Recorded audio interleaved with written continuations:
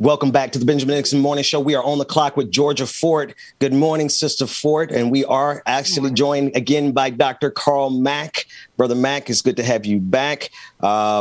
You had some thoughts. I know you said you were having a senior moment before we left, but I didn't want you to get out of here before you got a chance to finish your thoughts on both Elon Musk as well as what you were discussing behind the scenes on break. Yeah. Good morning, Sister Fort. How are you? Good morning. I'm well, and yourself? Good. Thank you.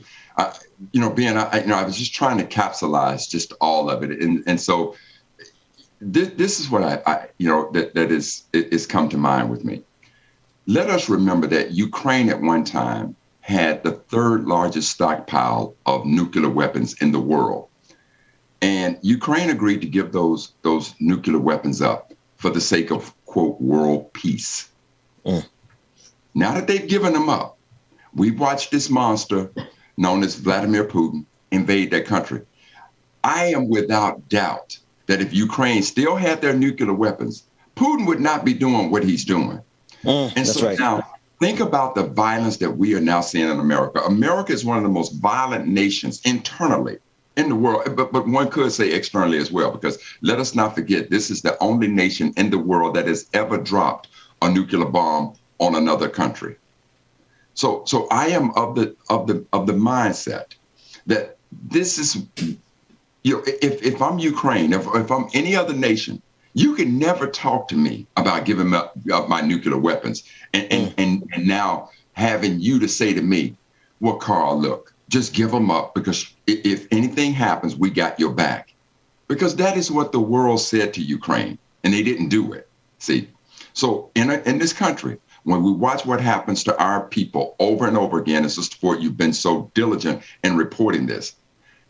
What happens when we take a playbook from the Black Panthers and say, you know what, it's about damn time we start arming ourselves. Right. And when these thug-ass pigs come into our community, and now you want to mess with our children, you want to mess with our women, okay, come on. You want to open war inside this nation, here it is. Dr. Mack, so I got to just leave it alone, because I'm looking at Ukraine and I'm thinking about the same thing. When we left Afghanistan, we told those people when we came in, for those of you, if you would help us, we got your back. And what did we do? When it was time to leave, we didn't give a damn about them. So, I'm going to just leave that there. I'm going to go back to my research, tell both of you I love you. But in the words of Climax, I got to go. Bye. Dr. Carl Mack, it's always a pleasure. Drop the mic. Georgia Fort, we're on your time here. How you doing this morning, sis? Yeah, I am doing well. Here in Minneapolis, we are, on a lighter note, acknowledging our icon, Prince. He passed away 6 years ago today. And, the interesting thing is, you would think that there would be a bigger footprint for him here in the city, because he was an international music icon, right?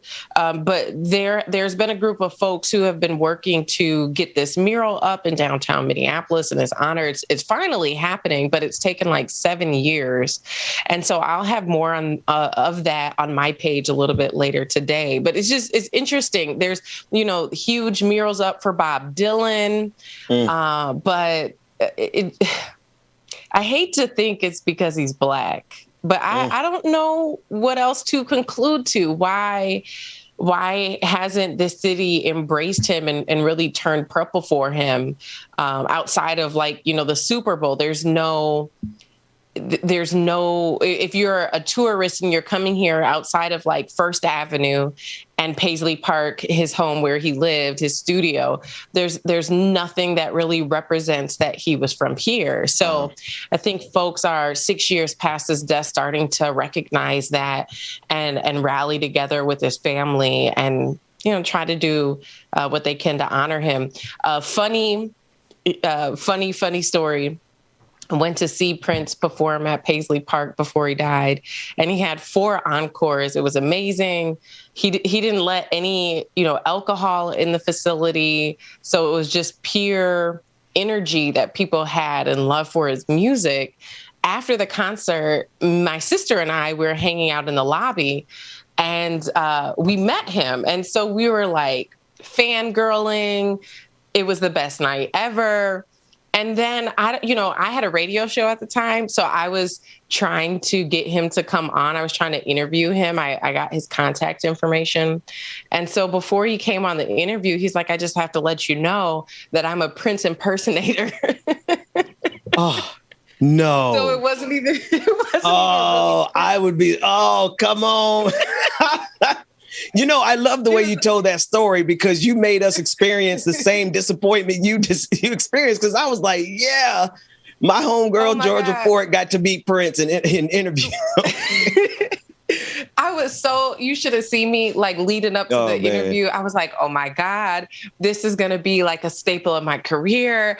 I'm one of the few people he's going to let interview him. Oh my goodness. And then the impersonator was like, I just couldn't go on air and fake like I was him. Oh my goodness. Oh, talk about catfishing. That had to hurt you. That hurt my heart just now in real time. But you know go ahead. I'm sorry. I was overjoyed when I thought I met him. And I don't know if I want to take that back. My sister and we bonded that night. That's right. That's right. No, keep that one. Keep that joy. Yeah. And this is interesting that there is that there's not a significant presence for Prince in that city when you consider his catalog. His music catalog was valued at, I believe, about $160 million. I mean, he's in the in the top echelon of artists, not just because of the value, because if you ask me, that price tag is too low for Prince. I think he should be worth about $1 billion in terms of the music and how it impacts the world, particularly the Black community. So it's not just about that, but it's also about his role in the Black community. Like he literally is an icon all the way back. Did you see the clip of him? I think he was talking about teacher unions back when he was a little boy. And he had the same kind of energy and swag and facial expressions. There should be a whole lot more for him there, but I'm glad that the city and now all of us should be commemorating him on today. Yeah. Well, there will now be a 100-foot mural. And the interesting thing about its positioning is it overlooks First Avenue. So it's almost like he'll be there looking over the iconic venue that was in this movie, Purple Rain. They have all of these stars along First Avenue with names of celebrities, and most of them are silver, except for his. They painted gold. And I thought that was a beautiful nod to him. I was there filming yesterday, actually, and noticed that they changed the color of one other star. They put a red star in the building for George Floyd. So I thought that was a unique way for their business, their organization to also acknowledge how that devastating moment in Minnesota history has impacted the world as well. So I'm excited to see this mural come to life. I think it's going to be complete and unveiled by June 2nd. So we'll have more on the mural here on the show. Absolutely. Looking forward to that. In Georgia, so we're also looking at these other stories. The pandemic. This is a report that's coming out. Pew Research is showing that as a result of the pandemic, the middle class has declined. This is an interesting correlation that we're seeing. Research suggests that the pandemic has accelerated. The decline of the American middle class has also accelerated. And I know this is one of the conversations we were discussing, that we wanted to talk about this with the audience and get some caller feedback. What are your thoughts? I mean, there's a lot of details to this research, but it really does seem like this is yet another way that the middle class is just taking a blow. Just every 5 years or so, we're just hit with the pandemic, with the recession.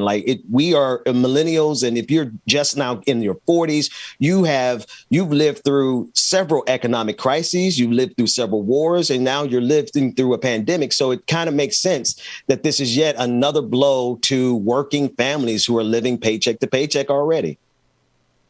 Yeah, I think it's declined from 61% to about 50%. And, when you think about that percentage just seems like, oh, well, that's not that much. But when you think about the millions of people who are embodied in those statistics.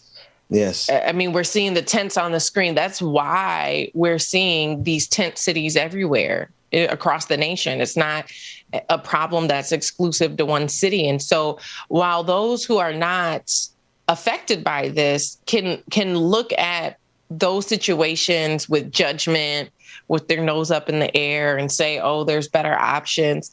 You don't know until you know. You don't understand until it hits you. America thought it was a win that our minimum wage was increasing to $15 an hour.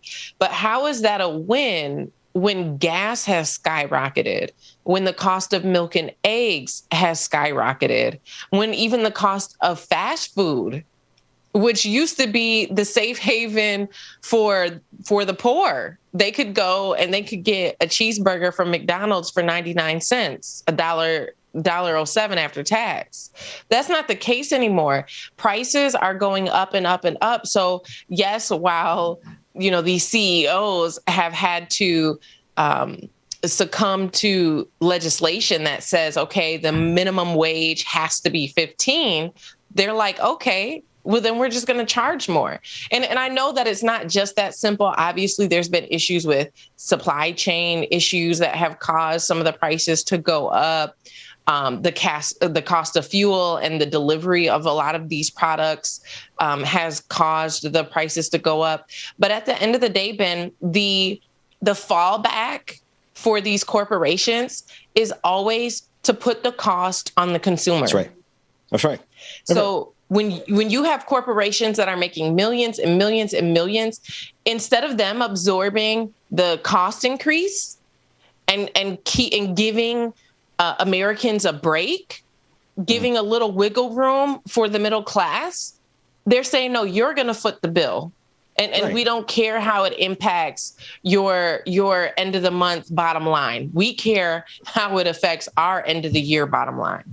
Absolutely. Without a shadow of a doubt, Sister Ford, these companies absolutely pass these costs on. But here's the thing. They've been passing these costs on even before minimum wage was. And in fact, I just to be sure, we're still fighting to get $15 in some states. In most states, there's only a few victories. And so they are preemptively, as a scare tactic, raising prices when their profits are at records unseen. I just want to make sure people understand, when you have a money over everything attitude, you could have all the money in the world like these corporations. These corporations have profits like no one has ever seen in the history of this planet.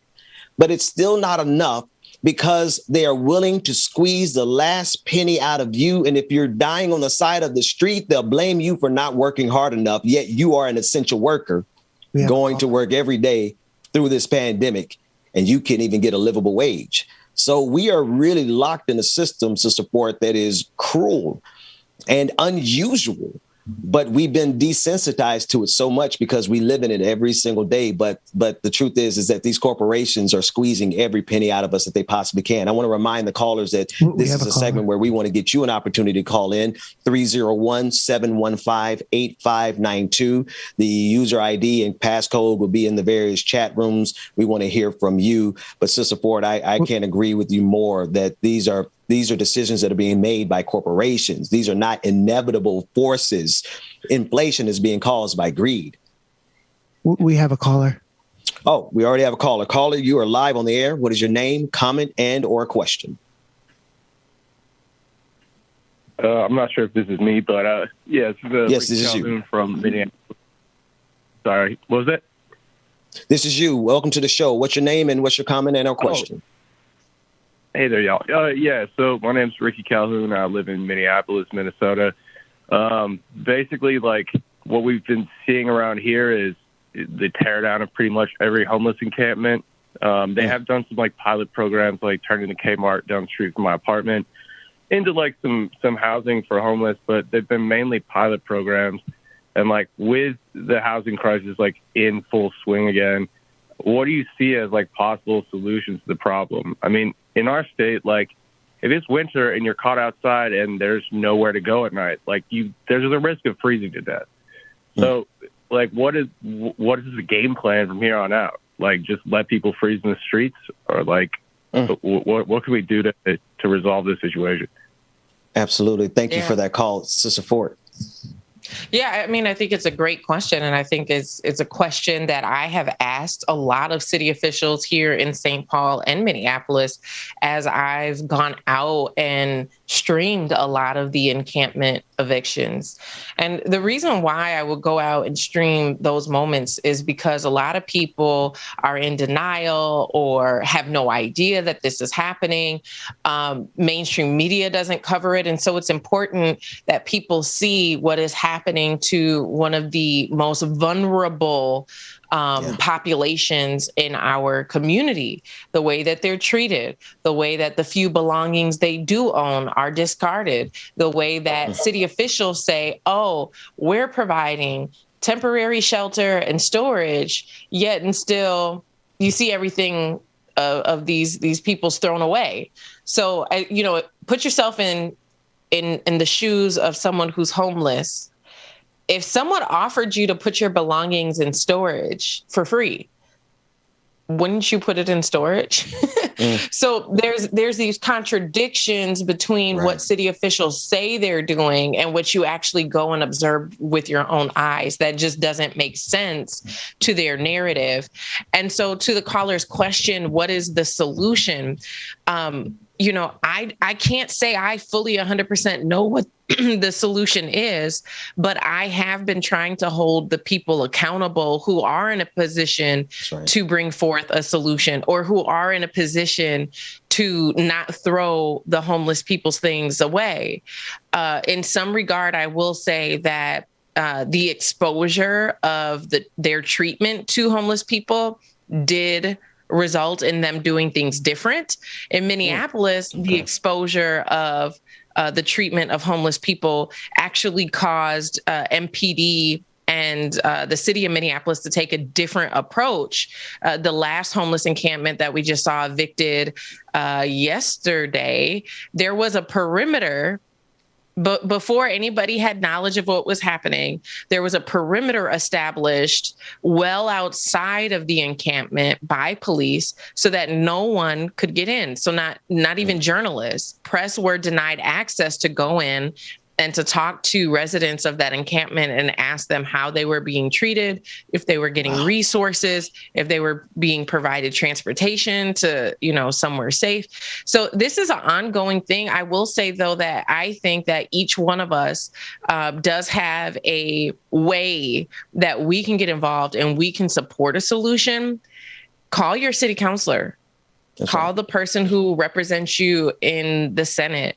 The caller mentioned an empty building. Think about the business owners who aren't using their buildings. Call them. We obviously, if people are homeless, I don't think they're in a position to figure out this system and find these resources for themselves.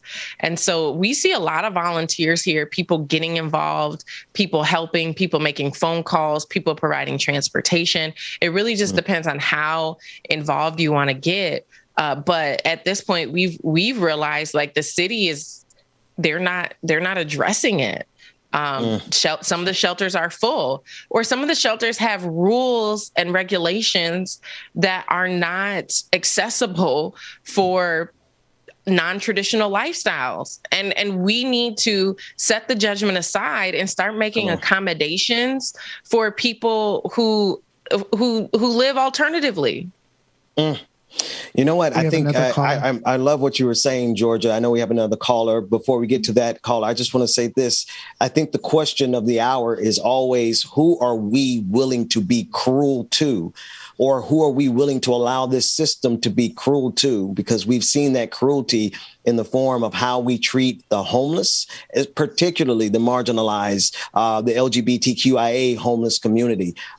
If we're willing to be cruel to anybody, then we're going to see that cruelty come out, like we saw in New York with Mayor Adams, clearing out those encampments. Next caller, you are live on the air. What is your name, comment, and or question? This is Eve, calling from Richmond, Virginia. Is this me? That's you. Mm-hmm. You have the floor. Okay. All right. So a couple things, rapid fire. Number one, this Sunday, Bernie Sanders is going to have a rally in Richmond, Virginia. There have been a number of Starbucks that are unionized here. So now this is the most Starbucks unionized city in the United States. That's just for anybody in the Richmond area if you're interested. Number two, this one's for DJ exclusives.